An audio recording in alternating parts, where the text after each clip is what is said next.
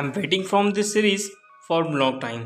And Bleach 14 का episode या फिर कहूँ सीजन 2 का एपिसोड 1 द लास्ट 9 डेज जो कि काफ़ी ज़्यादा कड़क होने वाले हैं। एंड ये सीज़न के साथ काफ़ी एंडिंग होने वाली है ब्लीच की भी, जहाँ पे हमें एक बच्चे को दिखाया गया है।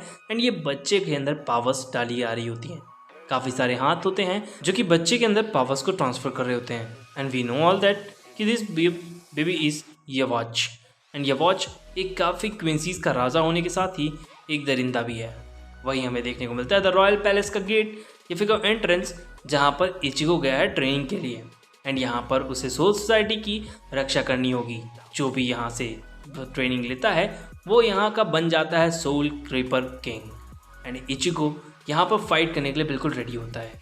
वो कहता है स्क्वाड 0 की जो ट्रेनिंग है काफ़ी ज़्यादा इंपॉर्टेंट है, तुम अकेले ही ये वॉच को नहीं हरा सकते, ना ही आज के फ्यूचर में ना ही आज कल के फ्यूचर पे।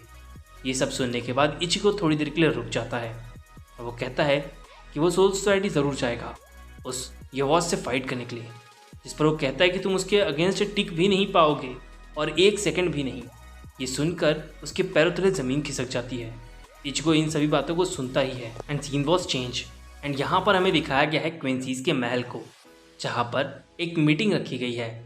एंड यहाँ पर सभी के सभी क्विंसीज आए हुए हैं। यहाँ पर हमें दिखाया गया है ये वॉच को, जो कि सभी लोगों को ट्रेन करने के लिए कहता है। एंड सभी लोग एक लाइन में खड़े होते हैं। ये वॉच यहाँ पर खड़े होकर भाषण देता है। वो बताता है कि हम हज़ारों सालों से यहाँ पर छुप कर रह रहे हैं उन soul society and soul reapers के साथ, लेकिन अब ऐसा कुछ भी नहीं होगा। मैं अब मेरा सक्सेसर, एंड सक्सेसर इसका कोई और नहीं उरायू इशिदा है। एंड वो खुद भी इस चीज़ को अनाउंस करता है। सभी लोग काफ़ी ज़्यादा कंफ्यूज होते हैं एंड ये सोच रहे होते हैं कि इस लड़के को यहाँ पर क्यों लाया गया है, और वैसे भी उरायू इशिदा है कौन जिसे इतनी जल्दी एक सक्सेसर बना दिया गया है। इस बात का कोई सेंस नहीं बनता। सभी लोग आपस में ये बात कर ही रहे होते हैं, जिस पर एक लड़की कहती है कि मेरा काफ़ी ज़्यादा मूड बहुत रूप है, तो प्लीज़ मेरे रूम पे आओ। एंड वो जिप को जैसे ही खोलती है वो आदमी बीच से फट जाता है। एंड इस लेडी का नाम था बैम्बी। एंड यहाँ पर हमें देखने को मिलता है कि सभी लोग डिस्कशन कर रहे होते हैं कि उरायू इशिदा है कौन। भले ही मीटिंग ख़त्म हो चुकी थी, लेकिन इनके बीच का तनाव अभी तक ख़त्म नहीं हुआ था। सभी लोग चाह रहे थे कि सामने खड़ा बंदा रीटर्स का लीडर बने। एंड बैज भी यही कहता है। बैज सामने खड़ा वाला व्यक्ति है, जहाँ पर वो उस पर अटैक करता है, ये कहते हुए कि ये सब कुछ गलत है। एंड तभी बीच में एक काफ़ी बड़ा ऑर्क आता है। एंड ये ऑर्क काफ़ी ज़्यादा पावरफुल होता है, और ये कोई और नहीं इस बंदे ने बनाया होता है, जिसका नाम नेक है। एंड नेक उसे कहता है कि तुम रुक क्यों गए, फाइट करो। वैसे भी हम किसी भी तरीके के मास्टर की बात को काट नहीं सकते, सो शांत रहो। एंड ये सब सुनने के बाद सीन शिफ्ट होता है, जहाँ पे उरायू को यहाँ पे ब्लड मिलता है यवॉच का। एंड ये एक तरह की रिचुअल होती है जिससे उरायू के पास भी सेम पावर्स होंगी। जिस पर वो कहता है कि तुमने मुझे ही अपना सक्सेसर क्यों बनाया मास्टर। जिस पर वो कहता है तुम याद करो, और इसका जवाब तुम्हारे पास ही है कि तुम जिंदा क्यों हो। तभी उरायू को याद आता है कि उसकी मॉम की डेथ एंड सब कुछ। जिस पर वो कहता है मेरी मॉम काफ़ी लंबे समय पहले ही ख़त्म हो चुकी थी और सिर्फ वही जिंदा है। तो यहाँ पर वो समझ में आता है उसे कि वो क्विंसीज एंड सोल रिपर्स का बनाया हुआ दोस्त और बाकी सब कुछ उसके लिए बेफिजूल है। वो यहाँ का किंग बनने के लिए आया है, क्विंसीज का किंग। और ये कहते हुए मैजेस्टी के सामने वो उस ब्लड को पी लेता है। वहीं दूसरी तरफ हमें देखने को मिलता है कि सभी के सभी लोग यहाँ से निकलने की कोशिश कर रहे होते हैं और कनेक्शन बनाने की कोशिश कर रहे होते हैं, लेकिन इसका कोई फ़ायदा नहीं होता। इनोयू काफ़ी ज़्यादा परेशान होती है। वो बात कहती है कि भले ही हम कितने बड़े डेंजर में क्यों ना हो, लेकिन इचिगो सबको बचा ही लेगा, इसमें कोई शक नहीं। इचिगो काफ़ी ज़्यादा अलग है। वहीं इचिगो को दिखाया गया है जो कि एक टेस्ट को देने जा रहा है। इस पर वो कहता है आज तक कोई भी बंदा या फिर कोई भी सोल रीपर इस टेस्ट को पास नहीं कर पाया।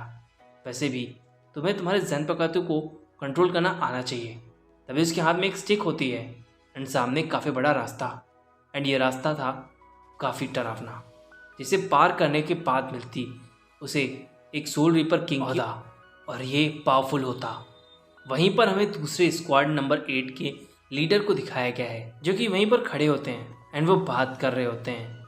एंड यहाँ पर वो बताते हैं कि ये फाइट काफ़ी ज़्यादा ब्रूटल होने वाली है। एंड इन दोनों के बीच की बातें भी काफ़ी ज़्यादा अनयूजुअली होती है, मतलब इतना ज़्यादा बातों को ध्यान ना भी दे तो चल जाएगा। वहीं पर हमें कुछ कैरेक्टर्स को भी दिखाया गया है जिन्हें आपस में ही लड़ते हुए देखने को मिलता है, जो कि हियोरी होती है एंड ये फाइट कर रही होती है, जो कि सोल रीपर की तरफ से कुछ डॉक्यूमेंट्स या फिर कुछ चीज़ें आई होती हैं सोल रीपर वर्ल्ड से, तो उन्हें ये काम करना ही होगा, इसके अलावा उनके पास कोई ऑप्शन नहीं। वहीं दूसरी तरफ हमें रंजी को दिखाया गया है जो कि ट्रेनिंग कर रहा होता है एंड यहाँ पर रूकिया भी, सॉरी मैंने नाम गलत ले लिया होगा। यहाँ पर हमें पता चलता है कि क्रेचिन जो होते हैं मास्टर ठीक हो चुके हैं एंड यहाँ पर वो काफ़ी अच्छा फील कर रहे हैं। वहीं पर हमें देखने को मिलता है कि वो मास्टर के सामने खड़े हैं एंड वो कहते हैं कि उसे अपनी स्ट्रेंथ और पावर दोनों वापस से गेन करनी होगी। इस चीज़ को सुनकर ये बंदा काफ़ी एक्साइटेड होता है एंड ये ज़ीरो स्क्वाड का मेंबर है। वहीं पर ज़ीरो स्क्वाड के मेन लीडर या फिर कौन सबसे 1 नंबर पे जो आते हैं मेंबर, उनको दिखाया गया है, जो कि वो कहते हैं कि तुम दोनों काफ़ी अच्छी ट्रेनिंग कर रहे हो। वैसे इचिगो भी अपनी एक ट्रेनिंग कंप्लीट करके आता ही होगा। वहीं पर हमें इचिगो के 3 दोस्तों को भी दिखाया गया है जिन्हें के पता है कि ये सोल रीपर क्या चीज़ है, ये सोल वर्ल्ड क्या चीज़ है, जहाँ पर वो बताता है कि जहाँ पे तुम्हारा दोस्त गया है वहाँ से वो कभी वापस नहीं आएगा एंड ये उसका आखिरी गुड बाय है। जिस पर वो कहता है कि तुम ऐसा नहीं कह सकते, वो हमारा दोस्त है, वो इचिगो वापस ज़रूर आएगा। इस पर वो उसे बताते कि सोल सोसाइटी का एक प्रोटेक्टर होने के नाते इचिगो कभी वह वापस नहीं आ सकता। वहीं इचिगो अपनी ट्रेनिंग को या फिर कहूँ अपने टेस्ट को पास कर रहा होता है। सभी लोग को ये बात पता चलने पर वो काफ़ी ज़्यादा शॉक में होते हैं। वो कहते हैं कि हम तुम्हें कन्विंस कर ही लेंगे उसे वापस भेजने के लिए, लेकिन इन सब चीज़ों का कोई मतलब नहीं बनता। वहीं पर मास्टर उन्हें एक चीज़ को बताते हैं कि भले ही एक हाइपोथेटिकल सिचुएशन हो, लेकिन मैं तुम लोग के लिए एक ऑप्शन लेकर आया हूँ और ये पासेस हैं यहाँ पर आने के या फिर कहूँ सोल वर्ल्ड पे आने के। ये तीनों पासेस तुम लोग रख सकते हो और कभी भी आ सकते हो, तो इसलिए कभी भी दुखी मत होना। तुम्हारा दोस्त हमेशा तुम्हारे साथ, इचिगो कुरोसाकी, तुम्हारा बेस्ट फ्रेंड। वहीं पर हमें देखने को मिलता है इनोयू को, जो कि चाहती है कि ये फाइट कभी भी ना हो। वहीं पर वो ये भी कहती है कि हमारे दोस्त हमारी मदद करने के लिए काफ़ी ज़्यादा मेहनत कर रहे हैं। एक्चुअली वो हमारी प्रोटेक्ट करने के लिए ही इतनी हार्ड ट्रेनिंग कर रहे हैं और इचिगो शायद हर चीज़ संभाल लेगा। वो दिन काफ़ी ज़्यादा अच्छे थे जब हम सब साथ में थे। वो वर्ल्ड काफ़ी ज़्यादा प्यारा है, जो कि मुझे बहुत ज़्यादा पसंद है। ये कहने के दौरान ही हमें दिखाया गया है सोल वर्ल्ड को, जहाँ पे सोल रीपर्स काफ़ी ज़्यादा इंजॉय कर रहे होते हैं। तभी एक चक्र को रुकते हुए दिखाया गया है एंड चारों तरफ की घिरी हुई शील्ड अब रेड कलर की हो चुकी थी एंड वहाँ पर हमें 3 मेंबर्स को दिखाया गया है, जहाँ पर सभी की सभी मशीन्स जो होती हैं अलग अलग तरीके की बिहेव कर रही होती हैं या फिर उनकी जो रीडिंग्स है वो अलग आ रही होती हैं एंड चारों तरफ लाल और काले रंग के धब्बे छा गए होते हैं। ये एक भले ही शील्ड था लेकिन वो किसी काम का नहीं था। एंड काइजर गेगू का नाम लिया जाता है, जहाँ पर हमें पता चलता है कि कन्फाइंड क्विंसी किंग बनने के लिए 900 साल उसके शरीर, 9 साल उसका स्ट्रेंथ और 90 ईयर्स में उसका बुद्धि और 9 साल में उसका स्ट्रेंथ वापस आ जाता है। अब उरायू ये सब कुछ पहले से जानता था क्योंकि मास्टर के ने ही उसे अपना ब्लड दिया था। And finally the last 9 days, जो कि इस दुनिया और पृथ्वी को भी तबाह कर सकते हैं। एंड एपिसोड वहीं पर बूम। गाइस, अगर आपको एक्सप्लेनेशन अच्छी लगी हो तो प्लीज़ चैनल को जरूर सब्सक्राइब करना है, बेल आइकन दबाना बिल्कुल भी ना भूलिए। जो मेरा न्यू चैनल है प्लीज़ जाकर उन्हें भी सब्सक्राइब कर लीजिए, link in description. Thank you.